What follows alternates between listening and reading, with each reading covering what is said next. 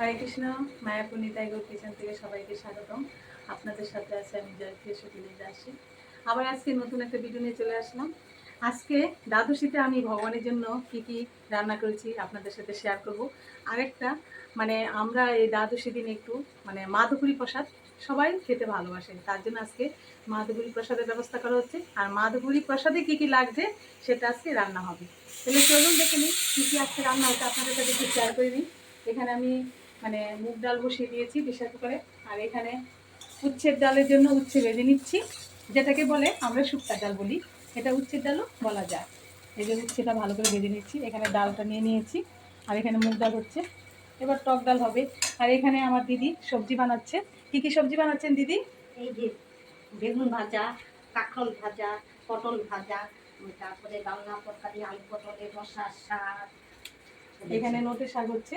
আর এখানে অনেক ধরনের ভাজাভুজি হচ্ছে।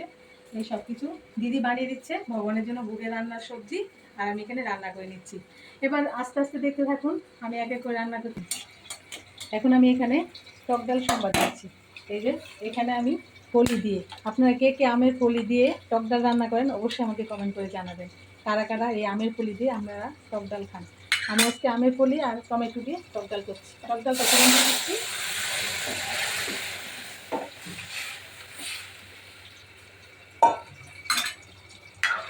এই যে আম যখন না থাকে তখন আমি এরকম করে আমের ফলি দিয়ে শুকিয়ে রাখি, তখন অক্সিজেনে এই ফলি দিয়ে ডাল করি, খুব ভালো লাগে এই ফলির টক ডাল। আজকে দ্বাদশীর মাধবপুরী হচ্ছে, আপনারা সেটা দর্শন করুন। এই যে এখানে আমি ভোগের প্লেটটা নিয়ে নিয়েছি। আজকে প্রভুজি প্রসাদটা মাখবে। প্রথমে আগে আমার শ্বশুরমশাই এই মাধবপুরী প্রসাদটা মাখতো, আমরা সবাই প্রসাদ পেতাম। এখন যেহেতু আমার শ্বশুরমশাই নেই, এখন প্রভুজি প্রসাদটা মাখে। এই যে আমি গামলার মধ্যে দিয়ে দিচ্ছি সব শাক ভাজা, সব ভাজা দিয়ে দিচ্ছি, ঘি আর এই কাঁচা লঙ্কা দিচ্ছি। কাঁচা লঙ্কাগুলি ভালো করে একটু টিপে নেবে। প্রথম ভাজাগুলি দিয়ে দিচ্ছি, ভাজা লেবু।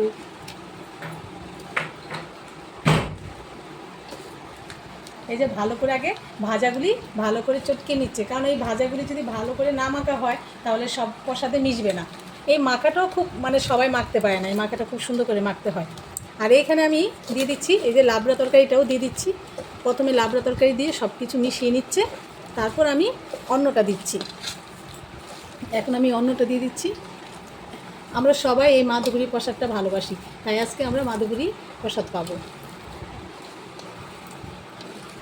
আমি এখানে লবণও দিয়ে দিচ্ছি। এখানে আমি মুগ ডাল দিয়ে দিচ্ছি। আর এই মাধবপুরী প্রসাদে মুগ ডাল, শুক্তার ডাল, টক ডাল, 3 রকম ডালই লাগে, না দিলে ভালো লাগে না। এখানে আমি টক ডালও দিয়ে দিচ্ছি। আর এইখানে আমি অল্প একটু ছানার পায়েসও দিয়ে দিচ্ছি। চালের পায়েস হোক, ছানার পায়েস হোক, এই মাধবপুরীতে সব মিশিয়ে দিতে হয়। তারপরে একটু চাটনি আমি দিয়ে দিচ্ছি, এর সাথে মেখে নেবে। আর এখানে আলু পটলের রসাটা দিয়ে দিচ্ছি।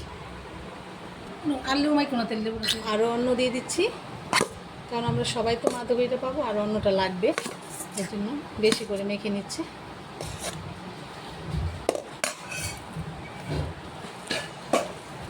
শুক্তার ডালটাও দিয়ে দিচ্ছি।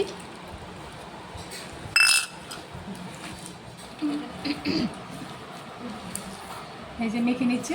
আমি আরেকটু লাবড়া তরকারি দিয়ে দিচ্ছি, কারণ এই প্রসাদটার মধ্যে লাবড়া তরকারিটা বেশি দরকার, সবজিটা লাবড়াটা বেশি হলেই ভালো লাগে। আমি আরও লাবড়া তরকারি দিয়ে দিলাম।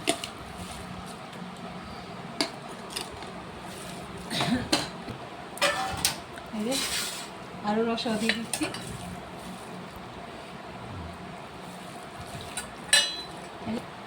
এখন দেখুন আমাদের মাধবপুরী মোটামুটি কমপ্লিট হয়ে গেছে।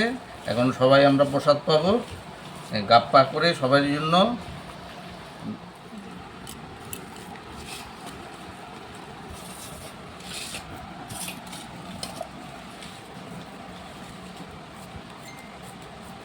এই যে সবার প্লেটে দেওয়া হয়ে যাচ্ছে মাধবপুরী প্রসাদ। আমরা আজকে কলাপাতার প্রসাদ পাচ্ছি। এই মাধবপুরী প্রসাদ কলাপাতায় খেতে খুবই ভালো লাগে। আপনারা ট্রাই করে আমাকে কমেন্ট করে জানাবেন এই মাধবপুরী প্রসাদ খেতে কেমন লাগে। আর আমার এই গৌরনীতার মাধবপুরী প্রসাদ তো অপূর্ব। তাহলে সবাই ভালো থাকবেন, সুস্থ থাকবেন। আবার দেখা হচ্ছে পরের ভিডিওতে। হরে কৃষ্ণ।